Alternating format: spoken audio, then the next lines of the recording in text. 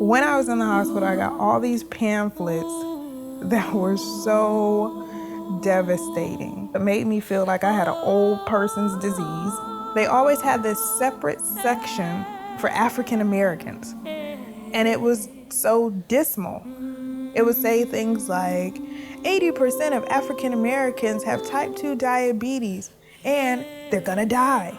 I just couldn't absorb that. And so when I left the hospital, I started trying to find people who were young, who were smiling. I wanted to see someone who was saying, I have type 2 diabetes and I'm still living my life. Like I'm living with type 2 diabetes, not dying with type 2 diabetes. And because I couldn't find it anywhere, I was like, I'm gonna become it.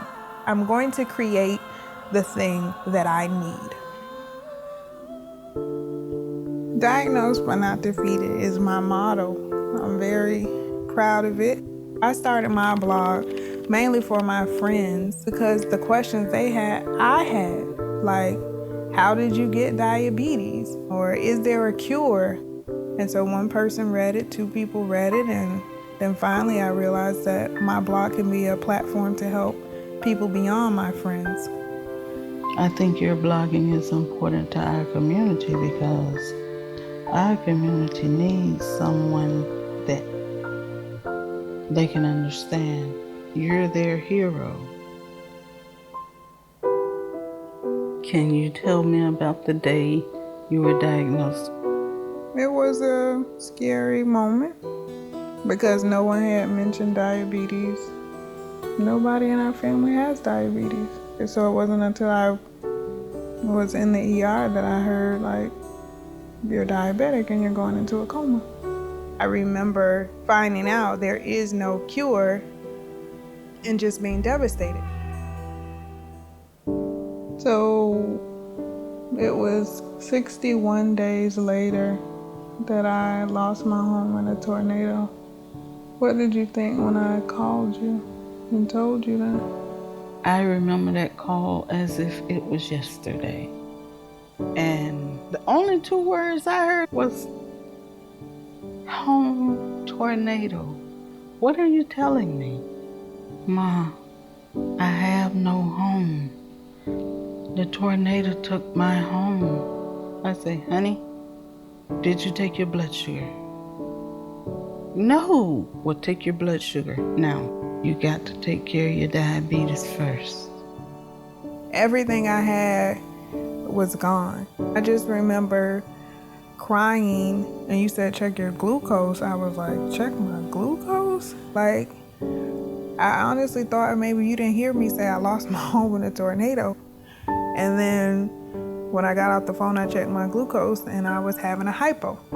That was when I realized, even in the midst of a natural disaster, if I don't stop and take care of myself, I'm gonna have a disaster inside of me.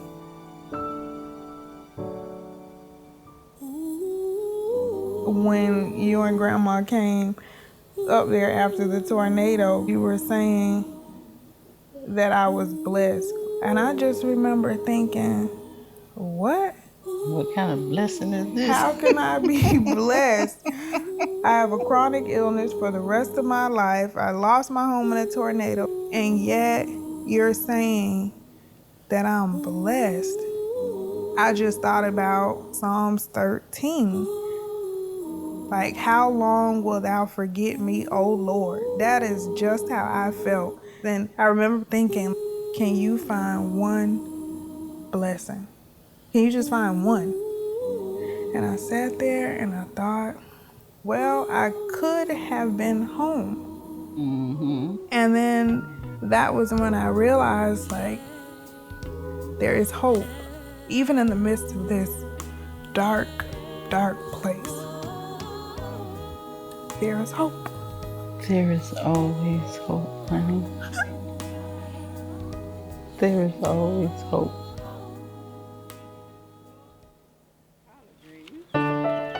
Diagnosed, not defeated helps me stay focused because there are many days where dealing with diabetes does get to you.